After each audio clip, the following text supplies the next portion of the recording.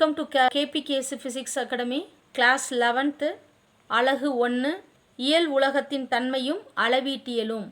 இதை தான் இன்றைக்கி நம்ம பார்க்க போகிறோம். இயல் உலகத்தின் தன்மை அப்படிங்கிறது தன்மையும் அளவீட்டியலும் 2 யூனிட் இது சேர்ந்தது. இப்போ இயல் உலகத்தின் தன்மையை பற்றி நம்ம இப்போ பார்க்கல. நம்ம எங்கேருந்து ஸ்டார்ட் பண்ணுறோம் அப்படின்னா அளவீட்டியல்லேருந்து நம்ம ஸ்டார்ட் பண்ணுறோம். So the topic number 1, அளவீட்டியல்.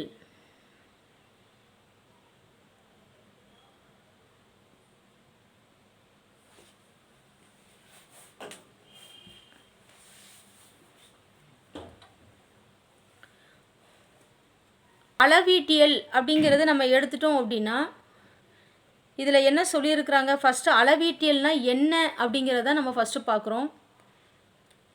அதற்கடுத்து இயற்பியல் அளவின் வரையறை. இந்த வீடியோ பொறுத்த வரைக்கும் அளவீட்டியல்னால் என்னன்னு பார்க்குறோம். செகண்ட் ஒன் இஸ் இயற்பியல் அளவின் வரையறை பற்றி பார்க்குறோம். தேர்டு ஒன் இஸ் இயற்பியல் அளவுகளின் வகைகள். ஃபோர்த்து ஒன் இஸ் அலகின் வரையறை மற்றும் அதன் வகைகள். ஸோ இந்த வீடியோ பொறுத்த வரைக்கும் டாபிக் நம்பர் 1ல் ஃபஸ்ட் ஒன் இஸ் அளவீட்டியல்னால் என்ன, அளவீட்டியல் தட் இஸ் வரையறை. செகண்ட் டாபிக் 1லேயே செகண்ட் ஒன் இஸ் சப்டிவிஷன். இயற்பியல்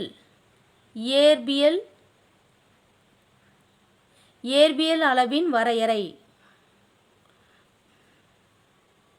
டெஃபனேஷன் பற்றி பார்க்குறோம். இயற்பியல் அளவின் வரையறை.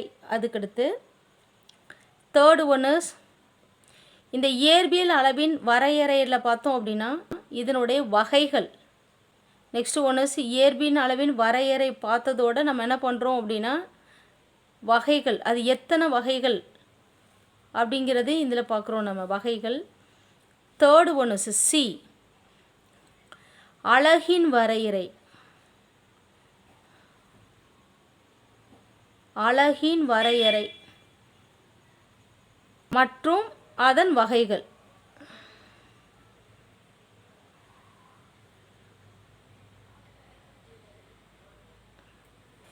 ஸோ இந்த வீடியோவில் ஃபஸ்ட்டு ஒன் இஸ் அளவீட்டியல்னால் என்னன்னு பார்க்குறோம். செகண்ட் ஒன் இஸ் இயற்பியல் அளவின் வரையறை, டெஃபனேஷன் பார்த்துட்டு அதனுடைய வகைகளை பற்றி பார்க்குறோம். தேர்டு ஒன் இஸ் அலகின் வரையறையை பார்த்துட்டு அதனோட வகைகளும் நம்ம பார்க்குறோம். ஸோ ஃபஸ்ட்டு ஒன் இஸ் அளவீட்டியல்னால் என்ன.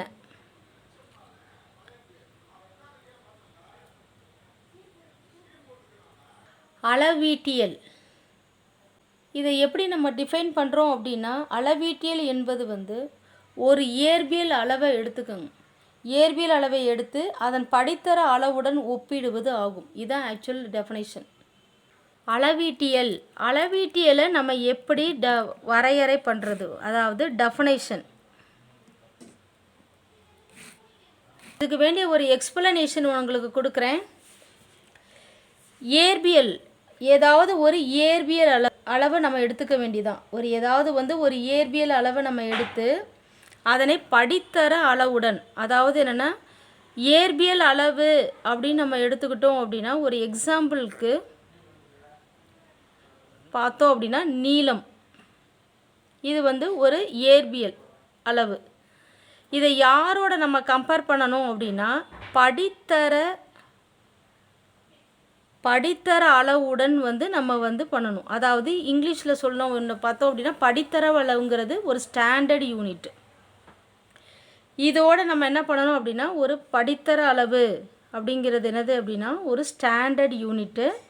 இதோடு நம்ம என்ன பண்ணோம் அப்படின்னா கம்பேர் பண்ணணும். இதான் நம்ம என்னதுன்னா அளவீட்டியல் அப்படிங்கிறது நம்ம சொல்கிறோம். இதான் இங்கிலீஷில் சொல்லணும் பார்த்தோம் அப்படின்னா அளவீட்டியல்ங்கிறது ஒரு மெஷர்மெண்ட். இப்போ இயற்பியல் அளவு ஏதாவது ஒரு ஃபிசிக்கல் குவான்டிட்டி, இயற்பியல் அளவுங்கிறது ஒரு ஃபிசிக்கல் குவான்டிட்டி. அந்த ஃபிசிக்கல் குவான்டிட்டி என்ன பண்ணுறோம், அந்த இயற்பியல் அளவை ஒரு படித்தர அளவுடன் கம்பேர் பண்ணுற ஒரு மெத்தடை தான் நம்ம என்ன சொல்கிறோம் அப்படின்னா அளவீட்டியல். அப்போ அளவீட்டியலை நம்ம எப்படி டிஃபைன் பண்ணலாம். ஸோ அளவீட்டியல் என்பது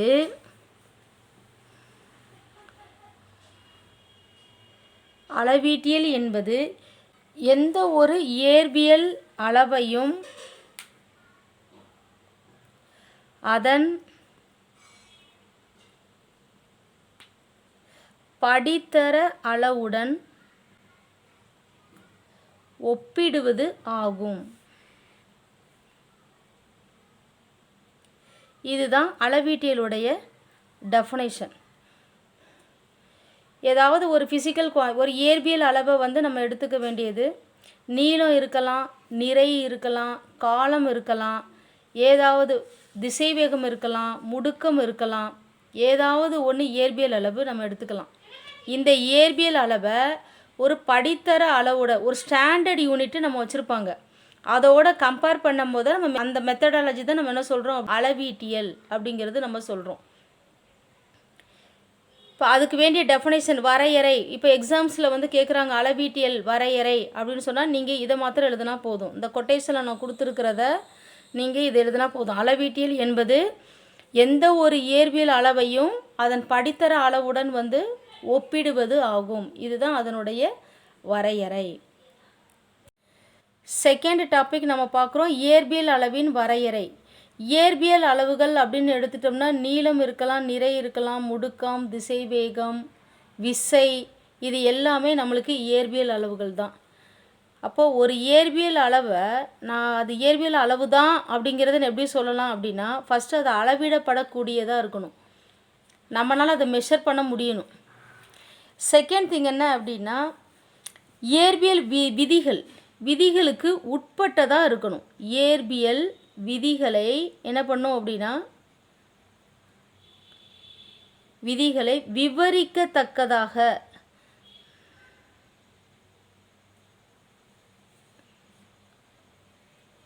தக்கதாகவும் இருக்கணும். ஸோ இந்த ரெண்டு கண்டிஷன்ஸை சாட்டிஸ்ஃபை பண்ணிச்சுன்னா இதை நீ என்ன பண்ணிக்கலாம் அப்படின்னா இயற்பியல் அளவுகள் அப்படின்னு சொல்லி நம்ம எடுத்துக்க முடியும்.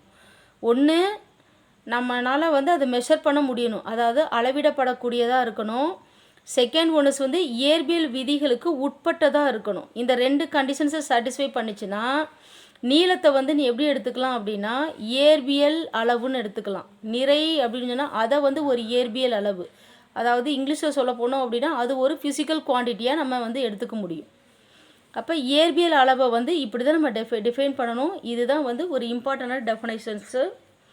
ஸோ எக்ஸாம்ஸில் கேட்கும்போது என்ன கேட்கலாம் அப்படின்னா இயற்பியல் அளவை வரையறை செய் அப்படின்னு கேட்டாங்க அப்படின்னா நீ என்னன்னா அளவிடப்படக்கூடியதாகவும் இயற்பியல் விதிகளை வந்து விவரிக்கத்தக்கதாகவும் உள்ள அளவுகள் இயற்பியல் அளவுகள் எனப்படுகின்றன அப்படிங்கிறது நம்ம மென்ஷன் பண்ணலாம். So definition how can write. So அளவிடப்படக்கூடியதும்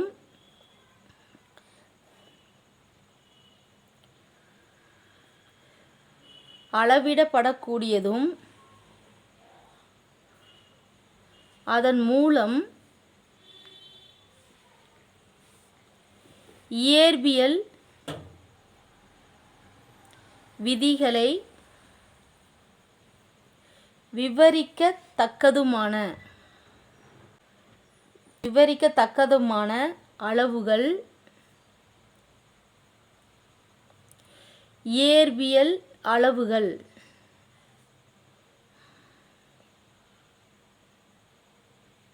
எனப்படுகின்றன.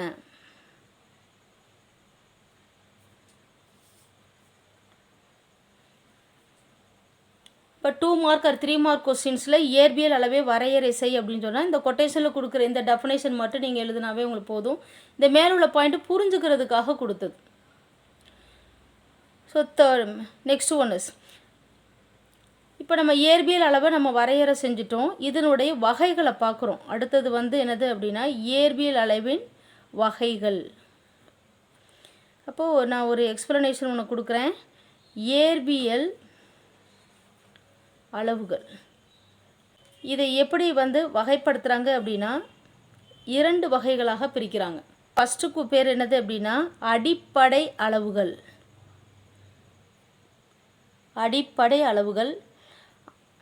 மற்றொன்று வழி அளவுகள்.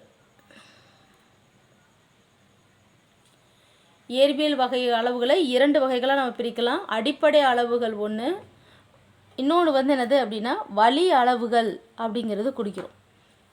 இந்த அடிப்படை அளவுகள் அப்படின்னா என்ன அர்த்தம்? இங்கிலீஷில் பார்த்தோம் அப்படின்னா ஃபண்டமெண்டல் குவான்டிட்டிஸ்னு சொல்லுவாங்க, அப்படி இல்லைன்னா பேஸ் குவான்டிட்டிஸ்னு சொல்லுவாங்க. வழி அளவுகள் அப்படின்னு எடுத்துக்கிட்டோம் அப்படின்னா டெரைவேட்டிவ், அதாவது டெரைவ்டு குவான்டிட்டிஸ். இந்த அடிப்படை அளவுகளை வச்சு வழி அளவுகளில் வந்து கொண்டு வருவாங்க. அதனால என்ன சொல்லுவாங்க அப்படின்னா, இதை வச்சு இதை கொண்டு வர்றதுனால, இதன் வழி வந்ததுனால அது வழி அளவுகள். இந்த அடிப்படை அளவுகள்ங்கிறது ஸ்டாண்டர்ட், அதை எதுலேருந்து நம்ம கொண்டு வர முடியாது, அது வந்து ஃபிக்ஸடு ஒன்று. இந்த அடிப்படை அளவுகளை பயன்படுத்தி மற்ற அளவுகளை நீங்கள் வந்து வழி அளவுகள் அப்படின்னு நம்ம சொல்கிறோம் நம்ம. ஸோ அப்போ இந்த அடிப்படை அளவுகள் அப்படிங்கிறது வந்து நான் ஃபண்டமெண்டல்னு சொன்னேன், அதை எந்த அளவுகளையும் வந்து வச்சு நம்ம கொண்டு வர முடியாது. அப்போ நம்ம அதை வந்து எப்படி வந்து நம்ம டிஃபைன் பண்ணுறோம் அப்படின்னா, வேறு எந்த இயற்பியல் அளவுகளாலும்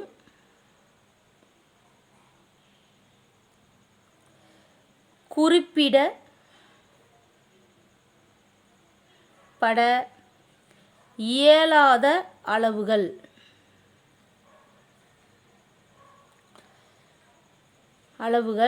அடிப்படை அளவுகள் எனப்படும். அடிப்படை அளவுகள் எனப்படும். இது டெஃபினேஷன். ஸோ அப்போ அடிப்படை அளவுகளை பொறுத்த வரைக்கும் வேறு எந்த இயற்பியல் அளவுகளாலும் நம்ம என்ன பண்ண முடியாது, எந்த இயற்பியல் அளவுகளாலும் குறிப்பிட இயலாத அளவுகள், அதை தான் நம்ம என்ன சொல்கிறோம் அப்படின்னா அடிப்படை அளவுகள். இதுக்கு வந்து உதாரணம் வந்து என்னது அப்படின்னா, நீளம், நிறை, காலம், மின்னோட்டம், வெப்பநிலை, ஒளிச்செறிவு,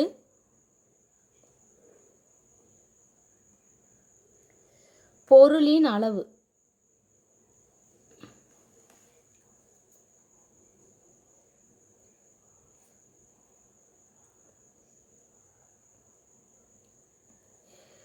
இப்போ அடிப்படை அளவுகள்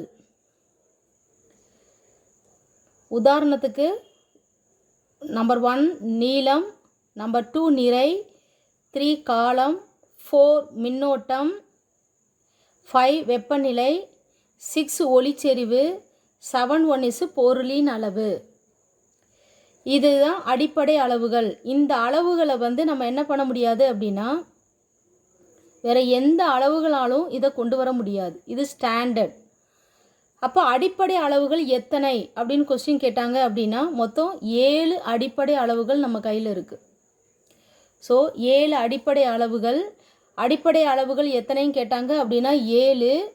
1 நீளம், நிறை, காலம், மின்னோட்டம், வெப்பநிலை, ஒளிச்செறிவு, பொருளின் அளவு. வழி அளவுகள். 2வது வழி அளவுகள்.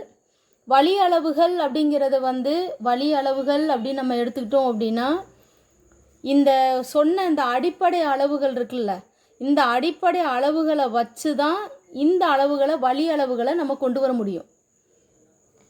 அதனால தான் அதுக்கு பேர் வந்து வழி அளவுகள். ஏதாவது ஒரு அடிப்படை அளவை வச்சு ஒரு இன்னொரோட அளவோட இதை நம்ம கொண்டு வந்தோம் அப்படின்னா அதை தான் நம்ம என்ன சொல்கிறோம் அப்படின்னா வழி அளவுகள் அப்படிங்கிறது நம்ம சொல்கிறோம். நம்ம வழி அளவுகள் வந்து என்னது அப்படின்னா ஏகப்பட்ட அளவு, அதுக்கு வந்து அன்லிமிட்டெட் குவான்டிட்டிஸ், அதுக்கு வந்து லிமிட்டே கிடையாது. அடிப்படை அளவுகள் தான் 7. வழி அளவுகள் எத்தனை அப்படின்னா இன்ஃபைனைட். அதில் வந்து என்னது அப்படின்னா எல்லாமே இதை யூஸ் பண்ணி கொண்டு வர எல்லா அளவுகளுமே நம்மளுக்கு வழி அளவுகள். அதை வந்து வரைமுறை நம்ம செய்ய முடியாது. ஸோ அதை தான் நம்ம என்ன சொல்கிறோம் அப்படின்னா வழி அளவுகள் அப்படின்னு சொல்கிறோம்.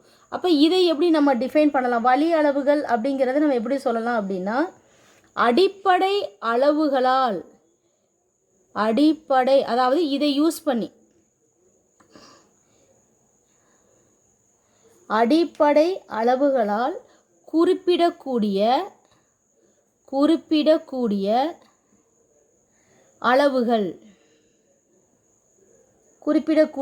அளவுகள் வழி அளவுகள் எனப்படும். வழி அளவுகள் எனப்படும். உதாரணத்துக்கு பார்த்தோம் அப்படின்னா நான் ஏற்கனவே சொன்ன மாதிரி தான். இப்போ நம்ம வந்து இந்த திசை வேகம் எடுத்துக்கலாம். திசை வேகம்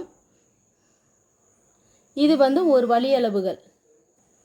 அப்போ திசை வேகம் அப்படின்னு எடுத்துக்கிட்டோம் அப்படின்னா திசை வேகத்துக்கு நம்மளுக்கு வந்து ஃபார்முலா வந்து நம்மளுக்கு என்ன தெரியும், நம்மளுக்கு திசை வேகத்தை எப்படி நம்ம வந்து மெஷர் பண்ண முடியும், தொலைவுன்னு சொல்லலாம். அதாவது டிஸ்டன்ஸு, தொலைவு டிவைடட் பை டைம், அதாவது காலம்.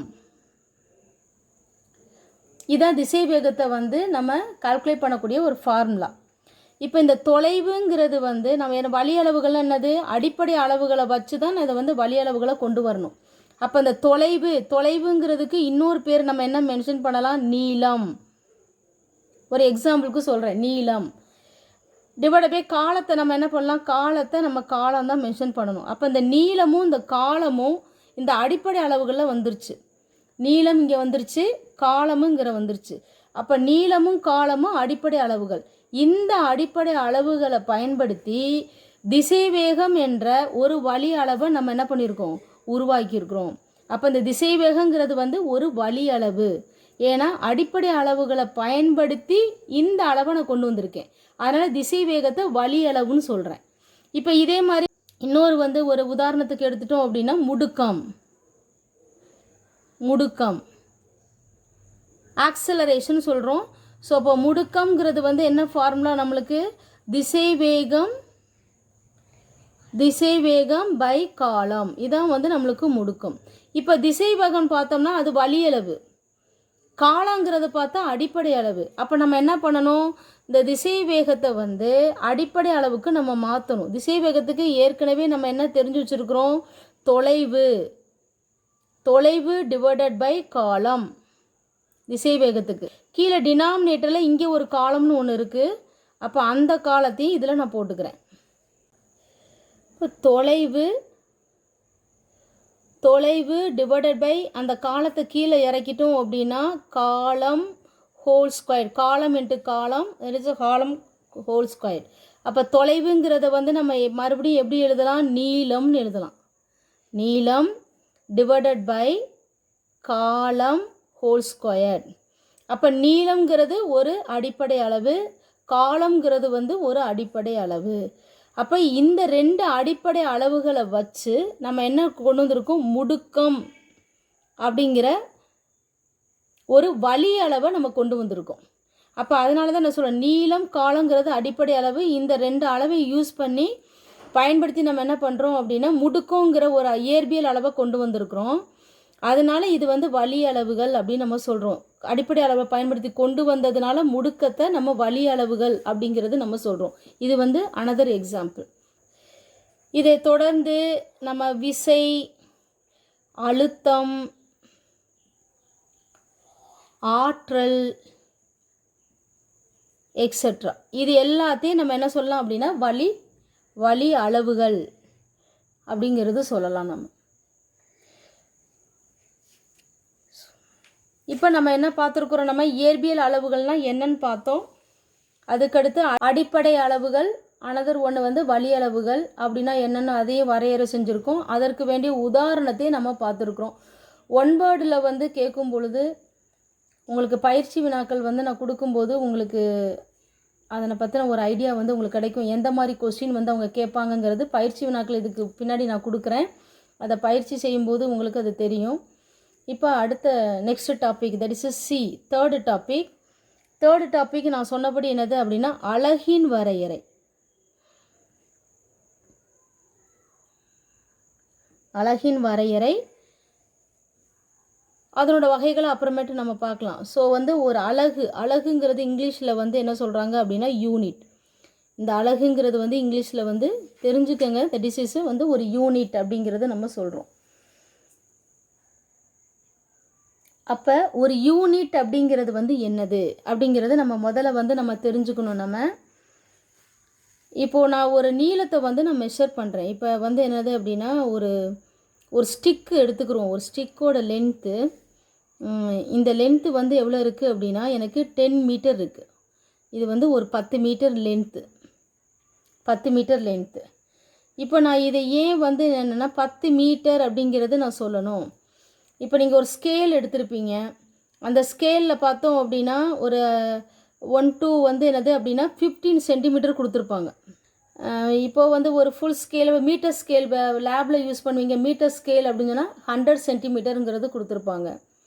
இப்போ எனக்கு நம்மளோட கொஸ்டின்ஸ் என்னது அப்படின்னா, இப்போ நீங்கள் லோயர் கிளாஸில் படிச்சிருப்பீங்க 1 மீட்டர் இஸ் ஈக்குவல் டு எவ்வளோ சென்டிமீட்டர் அப்படின்னு கேட்டோம் அப்படின்னா நீங்கள் சொல்லிடுவீங்க 100 சென்டிமீட்டருங்கிறது சொல்லிடுவீங்க. ஏன் இது வந்து ஒரு 20 சென்டிமீட்டராக இருக்கக்கூடாது? 1 மீட்டர்ஸ் ஈக்குவல் டு ஏன் 20 சென்டிமீட்டராக இருக்கக்கூடாது, 50 சென்டிமீட்டராக இருக்கக்கூடாது? ஏன் ஃபிக்ஸட் பண்ணுறான்? 1 metre is equal to 100 centimetre ஏன் எப்படி சொல்கிறாங்க? அதுக்கடுத்து வந்து ஒரு லென்த்து வந்து நான் மெஷர் பண்ண ஒரு லென்த்து எடுத்துகிட்டு வரேன். அதாவது என்னென்னா ஒரு ஸ்கேலு இல்லாட்டா ஒரு ஸ்டிக்கு, ஏதாவது ஒரு ஆப்ஜெக்ட், ஒரு கண்டக்டர், ஏதாவது ஒன்று நம்ம எடுத்துக்கலாம். அதனோட லென்த்தை வந்து நான் மெஷர் பண்ணுறேன். இது எவ்வளோ லென்த்து அப்படின்னு நம்ம கேட்கும்போது என்ன பண்ணுறோம் அப்படின்னா அந்த ஒரு ஸ்கேலை வச்சு நம்ம மெஷர் பண்ணுறோம். இது 10 மீட்டர் லென்த் இருக்குது அப்படிங்கிறது அந்த அப்போனா வாட் இஸ் த மீனிங்? அந்த ஸ்கேலை போல் 10 மீட்டர். நீ ஒரு மீட்டர் ஸ்கேலை எடுத்துகிட்டு வந்தேன்னா இப்போ இதான் வந்து என்னது அப்படின்னா ஒரு மீட்டர் ஸ்கேல், அதாவது இது 1 மீட்டர். இப்போ இதே போல் நான் எவ்வளோ இதில் வைக்க முடியும் அப்படிங்கிறத நான் பார்க்குறேன். இதே அளவு வந்து என்ன பண்ண முடியும் அப்படின்னா எத்தனை டைம் வைக்கிறேன். இப்போ ஃபார் எக்ஸாம்பிள் இது வந்து என்னது 1 2, நெக்ஸ்ட் ஒன்ஸ் வந்து என்னது இது வந்து 3 metre, next ones 4 metre, next ones வந்து என்னது ஒரு 5 மீட்டர். இப்போ இது வந்து 5 மீட்டர்னு வச்சுக்கேன். ஒரு எக்ஸாம்பிளுக்கு வந்து நம்ம 5 மீட்டர். அப்போ இந்த 1 மீட்டரை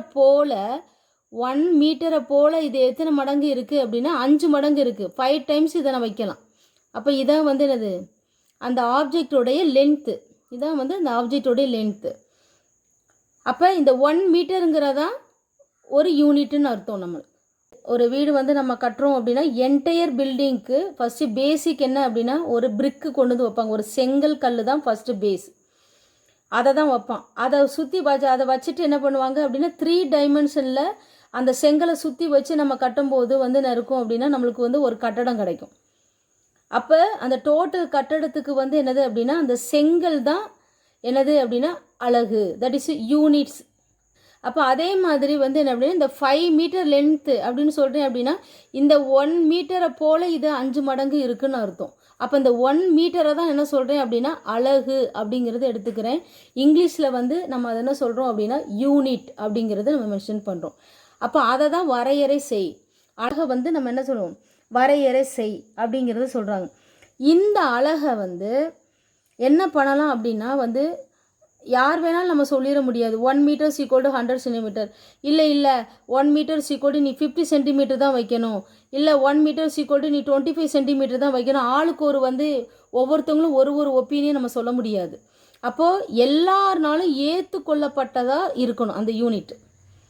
உலகத்தில் உள்ள ஒவ்வொரு மனுஷனும், இங்கே நம்ம ராம்நாட்டில் வந்து ஒரு ஷர்ட்டோட பீஸ், ஒரு ஜவுளி ஸ்டோருக்கு நம்ம போகிறோம், ஒரு நம்ம வந்து ஒரு கிளாத்து போய் எடுக்கிறோம் அப்படின்னா 1 மீட்டர் ஷர்ட்டு 2 மீட்டர்ஸ் கொடுங்க பேண்ட் ஷர்ட்டுக்கு அது அந்த மாதிரி கேட்குறோம் அப்படின்னா இதே இது வந்து யூஎஸில் போனாலும் நம்மளுக்கு வந்து என்னது அதே 1 மீட்டர் 2 மீட்டர் தான். வேறு யூரோப்பியன் கண்ட்ரிஸ் போனாலும் த சேம் யூனிட் தான் நம்ம யூஸ் பண்ணுறோம். அங்கே போயிட்டு நம்ம வந்து வேறு யூனிட்னு வந்து யூஸ் பண்ண மாட்டாங்க.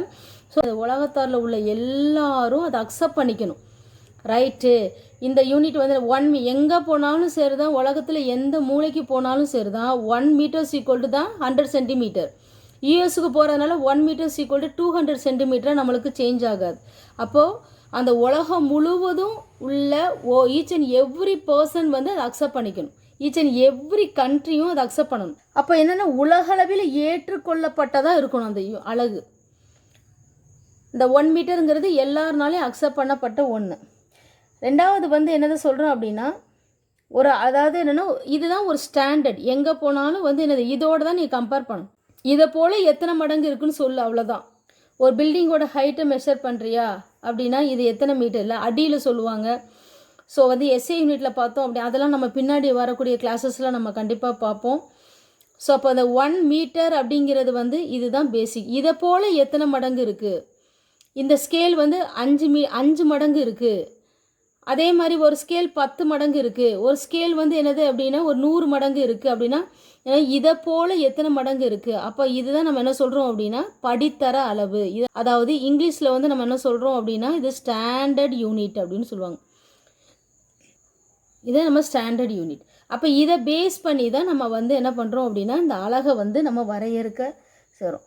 அப்போ வந்து அலகை வந்து எப்படி வரையறுக்கிறோம் அப்படின்னா ஃபஸ்ட்டு கண்டிஷன்ஸே வந்து என்னது அப்படின்னா உலக அளவில் ஏற்றுக்கொள்ளப்பட்டதாக இருக்கணும். உலகளவில் ஏற்றுக்கொள்ளப்பட்ட ஒன்றா இருக்கணும்.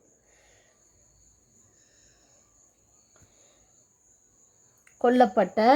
செகண்ட் ஒன்றுஸ் வந்து என்ன அப்படின்னா தனித்துவம் மிக்க. தனித்துவம் மிக்க தெரிவு செய்யப்பட்ட ஓர் அளவின். உங்கள் புக்கில் உள்ள மாதிரியே நான் அதை கொடுக்குறேன், பட் எக்ஸ்பிளனேஷன் இதுதான். ஸோ படித்தர அளவே அலகு என அழைக்கப்படுகிறது.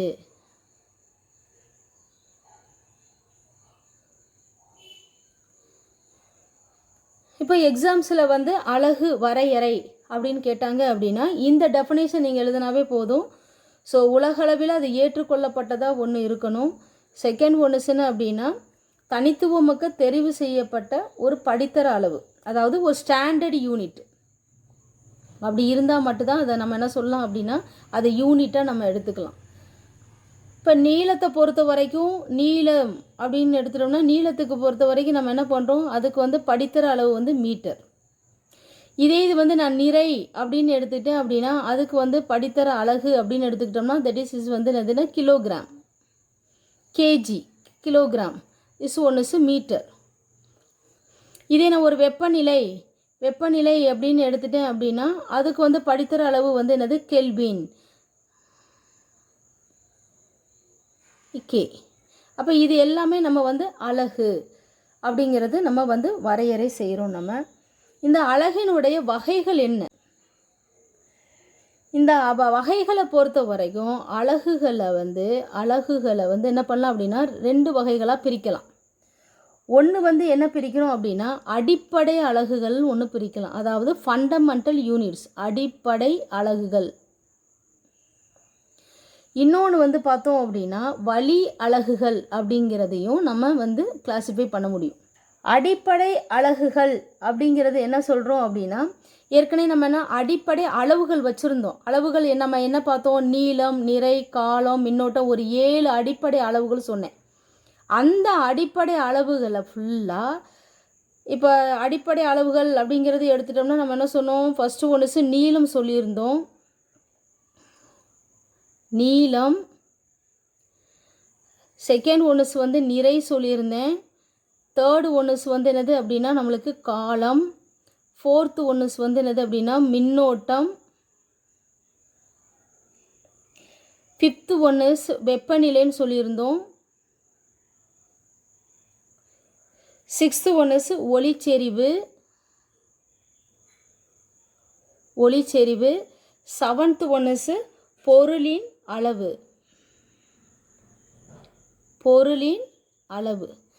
அப்போது இது வந்து அலகுகள், நாட் அளவுகள் வேறு, அலகுகள் வேறு. இப்போ நம்ம அலகுகள் தான் பார்த்துட்ருக்கோம். அப்போ நீளத்தை பொறுத்த வரைக்கும் நான் என்ன பண்ணுறேன் அப்படின்னா மீட்டர். திஸ் ஒன்று என்னதுன்னா மீட்டர் அப்படிங்கிறது நம்ம மெஷர் பண்ணுறோம். அதான் அடிப்படை அளவுகளுடைய அலகுகள் தான் அடிப்படை அலகுகள் அப்படின்னு அர்த்தம். அளவுகள் இது எல்லாமே அளவுகள். இப்போது இதனோட அலகுகள் நான் எழுதுகிறேன், இதை வந்து மீட்டர் அப்படின்னு எழுதுகிறேன். நெக்ஸ்ட் ஒன்று வந்து என்னது அப்படின்னா கிலோகிராம். இது நிறைக்கு வந்து கிலோகிராம், இது வந்து மீட்டர், கிலோகிராம். காலத்துக்கு வந்து நம்ம என்ன பண்ணுறோம் அப்படின்னா செகண்ட்ஸ், வினாடி. மின்னோட்டத்துக்கு வந்து நம்ம என்ன பண்ணுவோம் ஆம்பியர். வெப்பநிலை அப்படின்னு எடுத்துட்டோம்னா கெல்வின். ஒளிச்செறிவு அப்படின்னு எடுத்துட்டோம் அப்படின்னா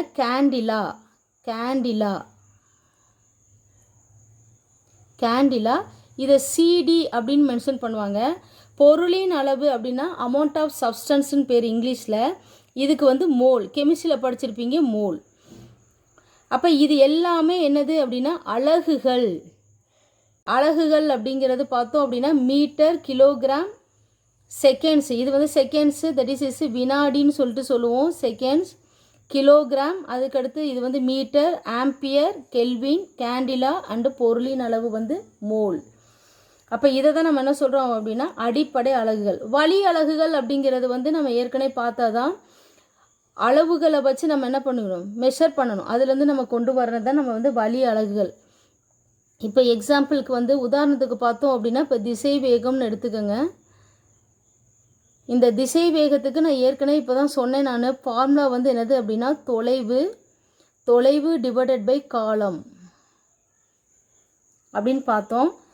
இந்த தொலைவுங்கிறது வந்து நீளம் சொன்னேன். நீளம் டிவைடட் பை காலம் அப்படின்னு பார்த்தோம். இதான் வந்து வழி அளவுகள். இப்போ இதுக்கு அலகு நான் வந்து ரெடி பண்ணுறேன். அப்போ நீளம் நான் எதில் மெஷர் பண்ணுறேன்னு பார்க்குறேன், மீட்டர். அப்போ நீளத்துக்கு வந்து மீட்டர்னு கொடுக்குறேன். டிவைடட் பை காலம் எதில் மெஷர் பண்ணுறேன்னு பார்க்குறேன், வினாடியில் மெஷர் பண்ணுறேன். அப்போ metre divided by second, metre per seconds, அதாவது மீட்டர் பர் வினாடி அப்படிங்கிறது சொல்லுவாங்க. அப்போ வந்து என்ன பண்ணுறேன், வழி அலகுகளை பொறுத்த வரைக்கும் அடிப்படை அலகுகளை வச்சு இதை நான் கொண்டு வரதுனால இந்த மீட்டர் பர் செகண்ட் அப்படிங்கிறது வந்து ஒரு வழி அலகு. அப்போ நம்ம இப்படி தான் நம்ம வந்து அலகுகளை வந்து நம்ம டிஃபைன் பண்ணுறோம்.